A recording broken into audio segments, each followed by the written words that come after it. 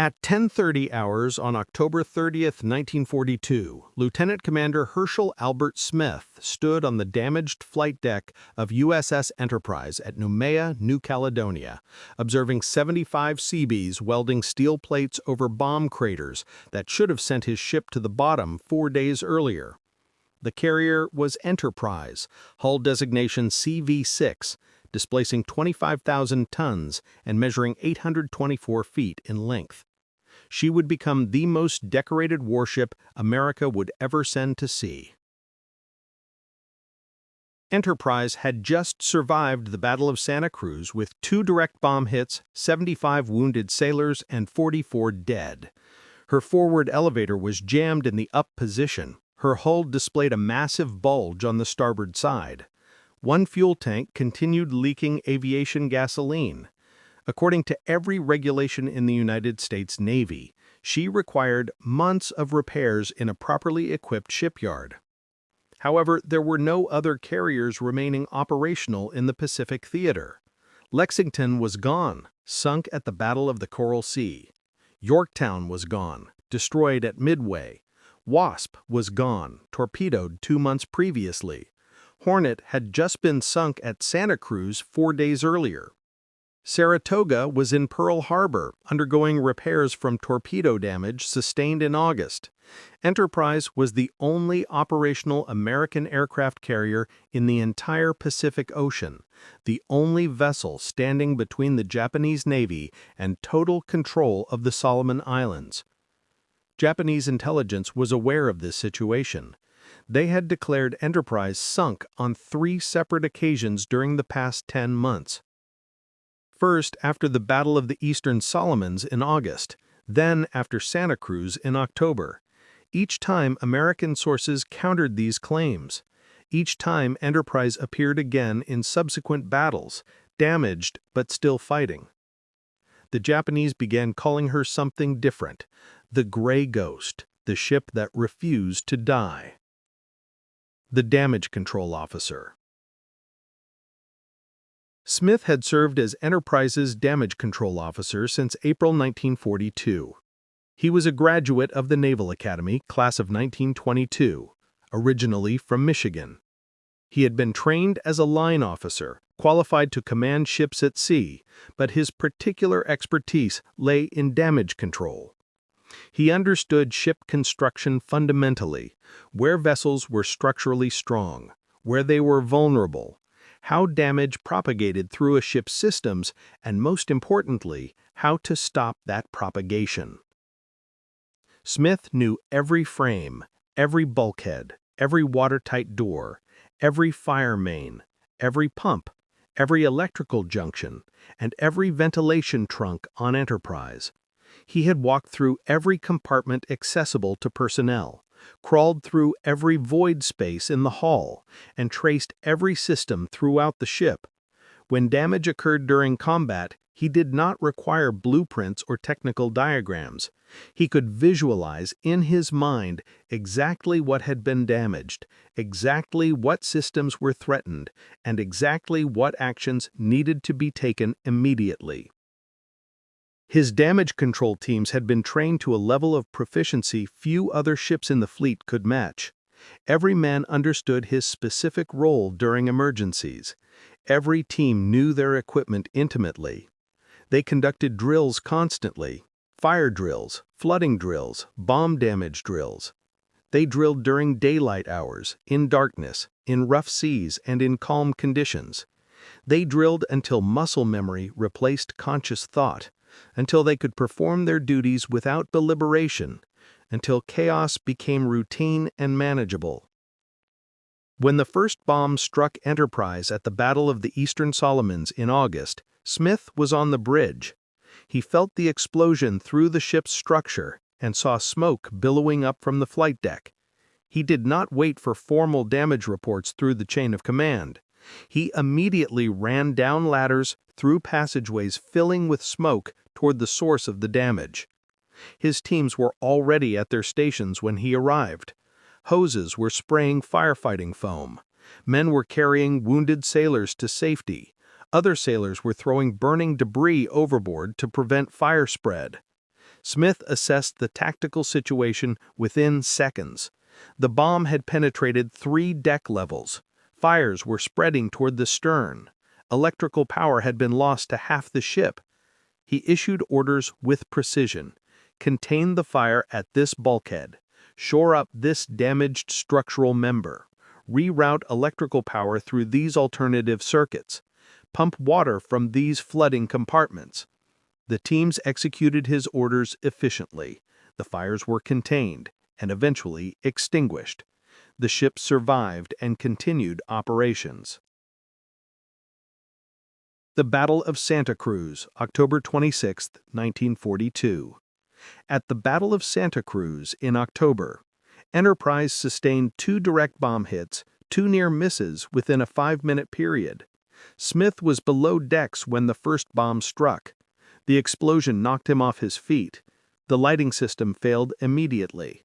Emergency lighting activated seconds later. He rose, checked himself for injuries, found none that would prevent him from functioning, and began running toward the damage location.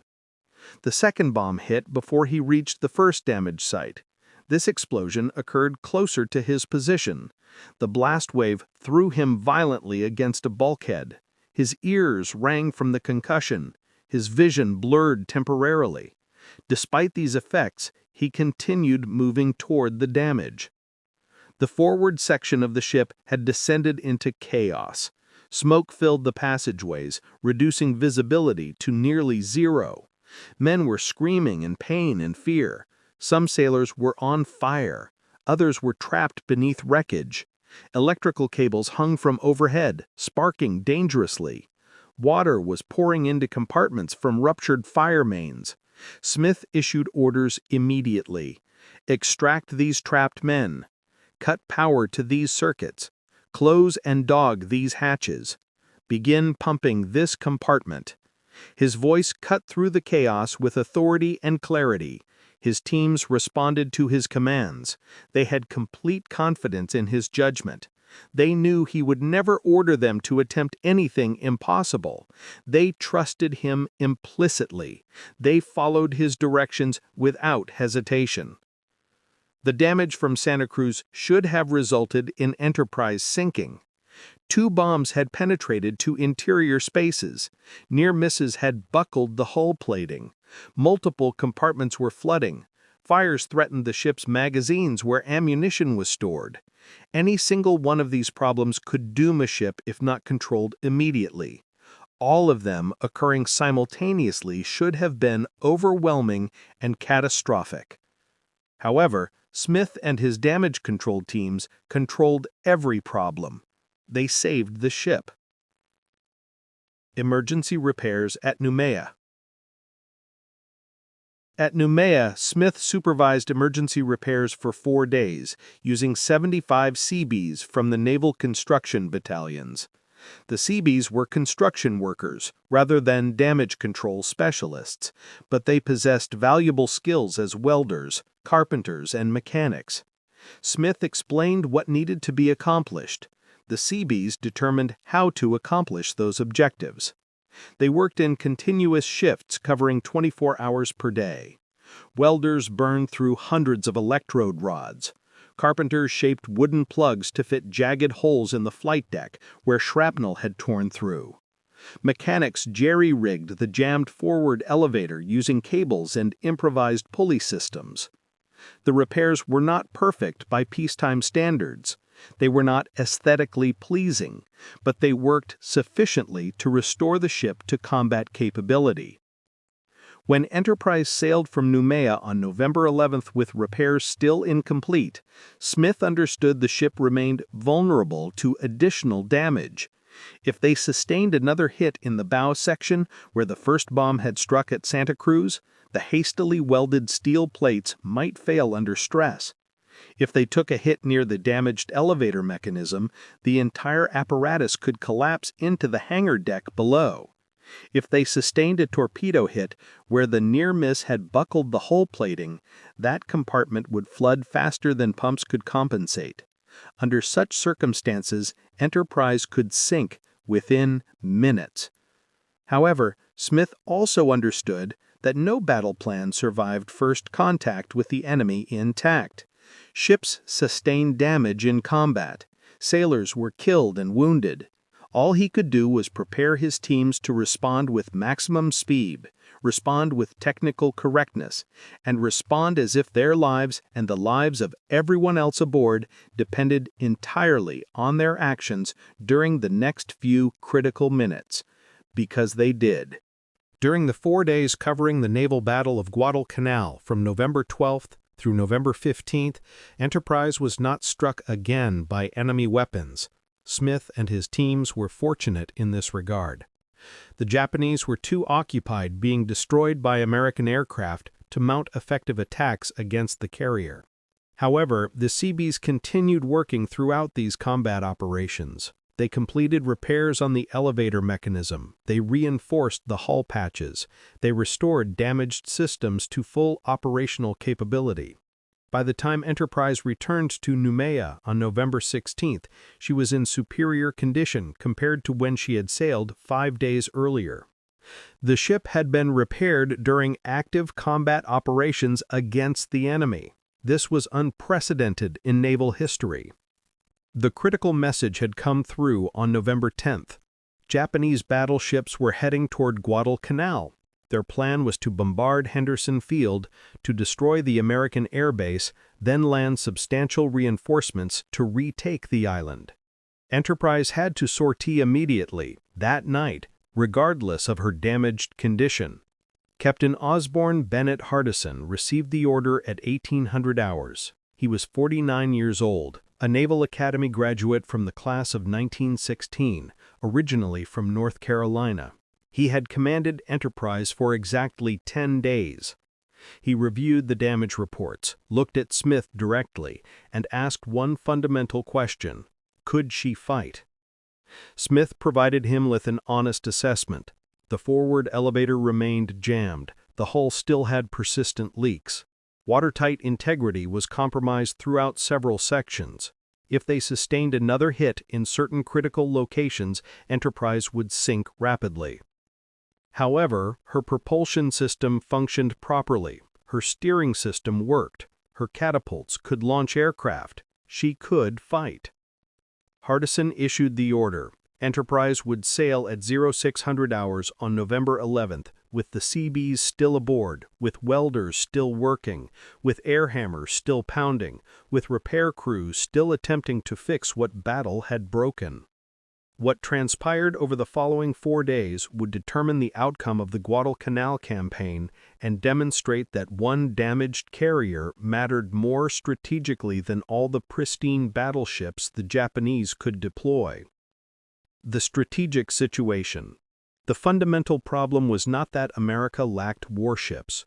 By November 1942, American shipyards were launching new destroyers, cruisers, and battleships at record-breaking pace.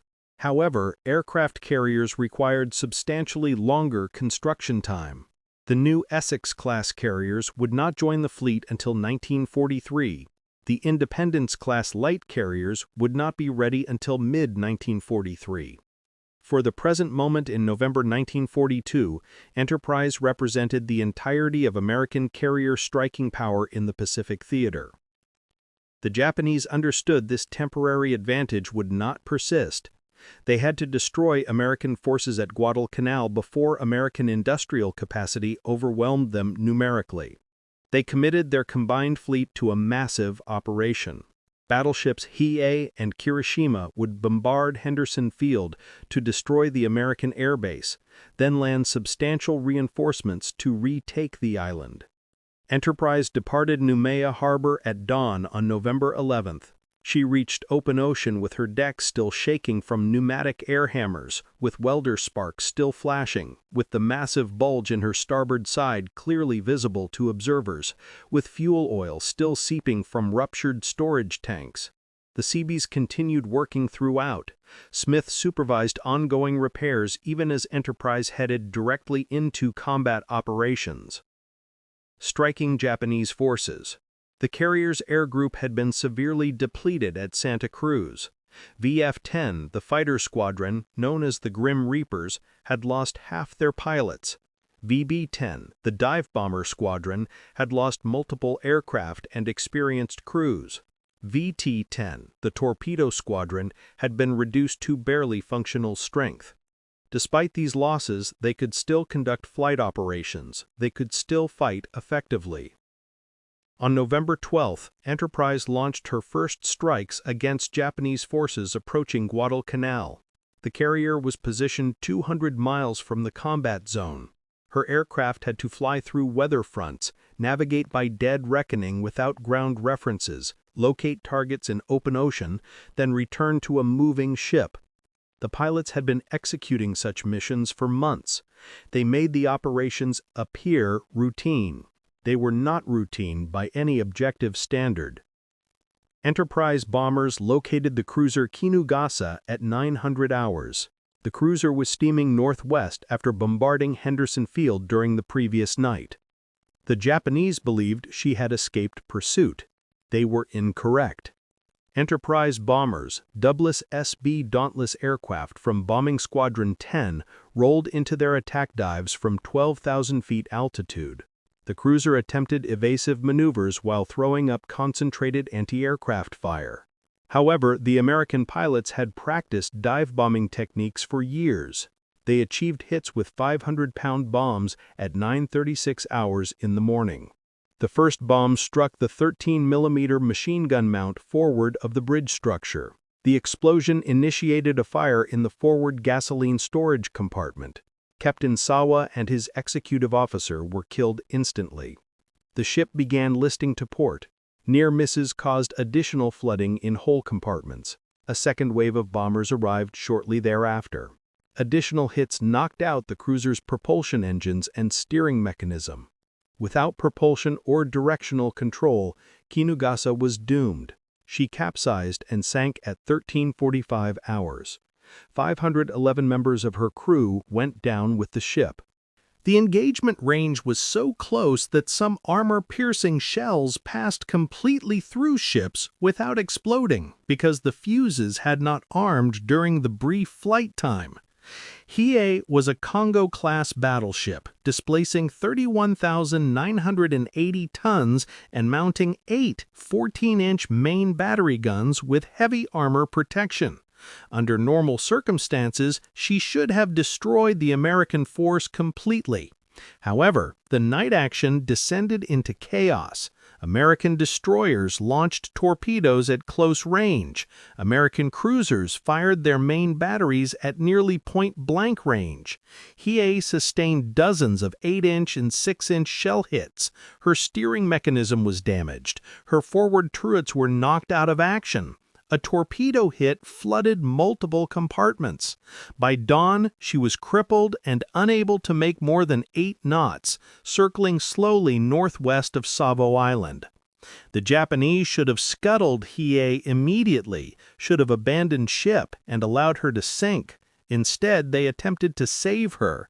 Destroyers stood by to evacuate the crew. Tugboats were dispatched from the Shortland Islands. The Japanese believed they had sufficient time. They were mistaken. The destruction of Hiei, November 13th. At dawn on November 13th, Enterprise aircraft located Hiei at 06:15 hours. She was limping north at 8 knots, trailing an oil slick, listing 5 degrees to starboard, attempting to reach safety before American bombers could finish her destruction. The battleship was positioned 30 miles northwest of Savo Island. Her escorts, 3 destroyers, remained with her, but they could not protect her from what was approaching. Enterprise launched the first strike at 06:30 hours. 6 F-4F Wildcat fighters for combat air patrol, 9 SBD Dauntless dive bombers loaded with 1,000-pound bombs, and 6 TBF Avenger torpedo planes carrying Mark 13 torpedoes. They located Hiei at 07:20 hours. The dive bombers attacked first from 10,000 feet altitude. The battleship maneuvered sluggishly, her steering still compromised from the night battle damage. The bombs achieved hits. One struck near the forward turret structure. Another hit amidships. Fires started throughout the ship. The torpedo planes attacked from low altitude, approaching at 200 feet above the water surface, releasing torpedoes at 1,500 yards range.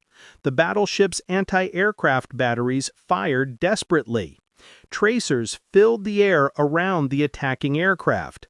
One Avenger was hit and crashed into the sea. However, the other torpedoes ran true. At least 2 struck the battleship's port side. Underwater explosions opened the hull to flooding. Then Marine aircraft arrived from Henderson Field, additional dive bombers and torpedo planes. They attacked in successive waves. Then Army bombers from Espiritu Santo joined the assault, dropping bombs from 20,000 feet altitude. The bombers could not achieve precision accuracy from that altitude, but with sufficient bomb concentration, some would inevitably hit. They did. Wave after wave of attacks continued throughout the morning and into the afternoon. Enterprise launched a second strike at 0900 hours, a third strike at 1100 hours. Marine squadrons from Henderson Field maintained continuous rotation through the target area. Army bombers continued arriving overhead. The Japanese attempted to provide air cover. Zero fighters flew combat air patrol over Hiei, but there were too many American aircraft. The Japanese fighters were numerically outnumbered and tactically overwhelmed. By 1400 hours, Hiei had sustained an estimated 5 to 8 torpedo hits and 7 to 8 bomb hits. Her hull was breached in multiple locations. Water flooded the lower decks faster than pumping systems could compensate. Fires burned out of control throughout the ship. The captain issued the order to abandon ship. Destroyers came alongside to evacuate survivors. At 1815 hours, as the sun set on November 13th, the Japanese scuttled Hiei with demolition charges. She sank in the evening darkness. 838 members of her crew perished. However, the battle was not concluded. Additional Japanese ships were approaching. Cruisers, destroyers, and battleship Kirishima were steaming toward Guadalcanal for another bombardment operation. 11 Japanese transport ships were proceeding south, carrying 10,000 soldiers intended to retake the island. Enterprise continued launching strikes. Her pilots were exhausted. They had flown multiple missions per day for 3 consecutive days. Some had been shot down, rescued from the ocean, and flew additional missions the same day. The maintenance crews performed remarkable feats keeping damaged aircraft operational. The Seabees continued repairing battle damage from Santa Cruz while simultaneously addressing new damage from Japanese air attacks. The Transport Convoy Massacre, November 14th.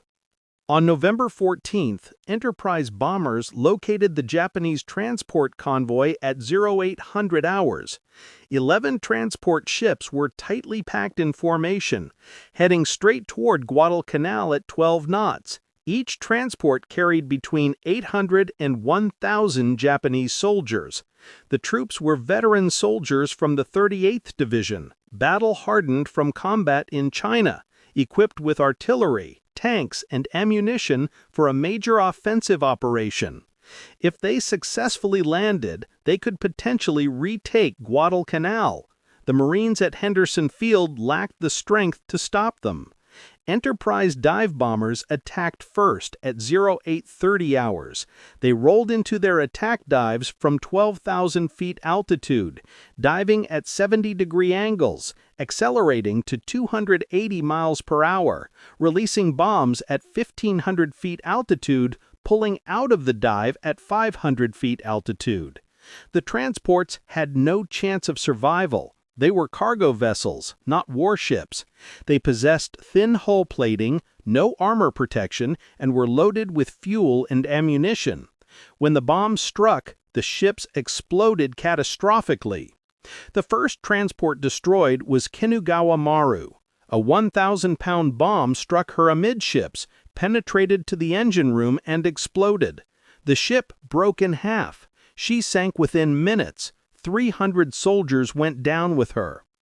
Canberra Maru sustained 3 direct hits. Fire spread throughout the ship. The captain attempted to beach her, but she sank before reaching shore. 450 soldiers drowned. Brisbane Maru was struck by 2 bombs. One hit the forward cargo hold loaded with ammunition. The explosion blew off the entire bow section. She sank stern first. Marine aircraft from Henderson Field joined the attack at 0900 hours with additional dive bombers. They found targets throughout the dispersing convoy. The formation was breaking apart with each ship attempting to escape independently. But there was nowhere to escape. The ocean depth was 2,000 fathoms here. If a ship sank, men could not swim to shore. They drowned.